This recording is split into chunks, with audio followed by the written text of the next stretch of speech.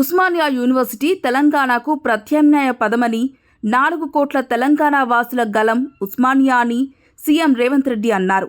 నిజాంకు వ్యతిరేకంగా PV Narasimha Rao OU గడ్డ మీద నుంచే ధిక్కార స్వరం వినిపించారన్నారు. పివి నరసింహారావు, మర్రి చెన్నారెడ్డి, జైపాల్ రెడ్డి, జార్జ్ రెడ్డి, గద్దర్లను తెలంగాణకు అందించిన విశ్వవిద్యాలయం ఓయూ అంటూ సీఎం రేవంత్ రెడ్డి కొనియాడారు. తెలంగాణ సమాజానికి సమస్య వచ్చినా, సంక్షోభం వచ్చినా చర్చ ఇక్కడే జరుగుతుంది. తెలంగాణలో సమస్య ఏదైనా ఉద్యమం ఇక్కడే మొదలవుతుందన్నారు. సోమవారం ఉస్మానియా యూనివర్సిటీలో పర్యటించిన సీఎం రేవంత్ రెడ్డి ఓయూలో కొత్త హాస్టల్ భవనాలను ప్రారంభించారు.